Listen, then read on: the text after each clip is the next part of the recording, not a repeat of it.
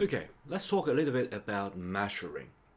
While you are doing artwork, you are doing traditionally or digitally, you have to measure things.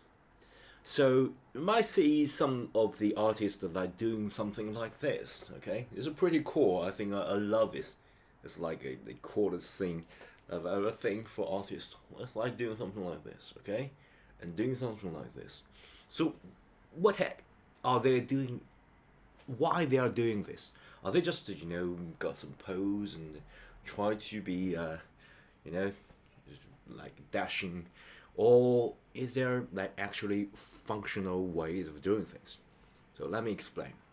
So for example, if you are doing things traditionally, you might using your pencil or brush to do the measuring.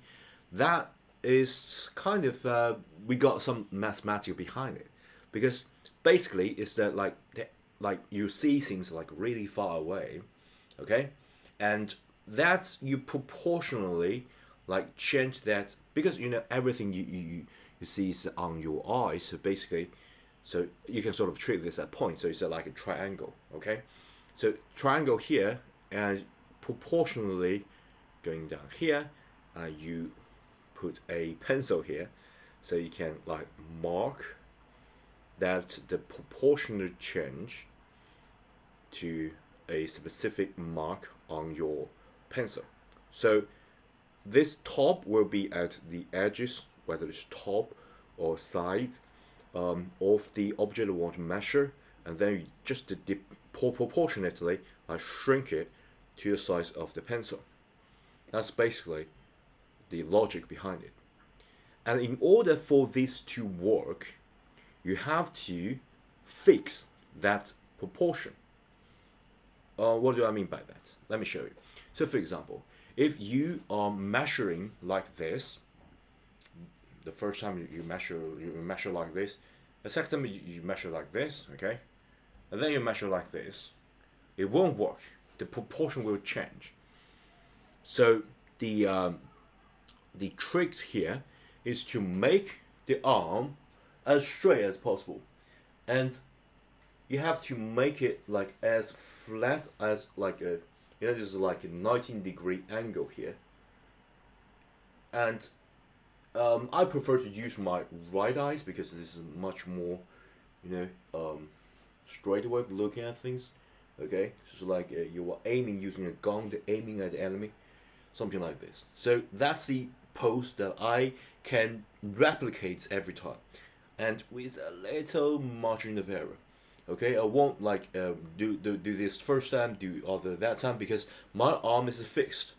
Okay, and the angle, the eye, and the marker, like the thumb or the point here, and that object is a fix. So it's a pretty useful if you like drawing a scenery. So just be this vertical shape. That's my way of doing things. Eye and 19-degree, and then point is straight. Do not curve. If you curve, and you can't control the curve. Okay, so just to be extended. And this is the first thing. The second thing is that you are not actually measuring like precisely, even though it's pretty cool. And it would be great if I like 100% replicate things, but as sort of that's sort of, if you do that, it's sort of lose the meaning of creating art, because you do better, you will bring your phone, you get a camera, you can do that. You can get 100% replication, but that's sort of lacking your involvement. Okay, lacking your input, your value added. You're just to replicate things. I've seen a lot of students art school that use a lot of gadgets, and it's brilliant in some way. So, for example, they like replicate a image or a drawing like this. They will like get I don't know, get something here. Okay, they got a pen here, get another pen here. Okay, they just point it here and just draw the outline. It will just go like automatically exactly the same at the right side. I've seen a lot of students like doing this to to sort of quickly get their homework but but that's sort of like the you know, teachers will see that. Okay, other people will see that because it's an exact replicate. Okay, and lacking of your thought as well as your input, and that in some way lacking the soul because you're not adding things. You're not adding your observation. You're not like omitting something and adding something, accentuate like accentuate something and omit something. So it's lacking your thought, lacks your feeling to that art. So that's the reason I do not want you to get exactly the same. Okay. So here's another trick. While you're doing this, you're not getting the exact measurement, but rather I want you to get the approximate measurement. And you might wondering if it's just approximate. I can always like eyeball it. Why do something like this? Because doing something like this will, like, to some extent, get rid of the trick that your eye may play on your brain. Okay, like it's pretty imprecise perception with human. We sometimes look at things, but in fact, it's not the way.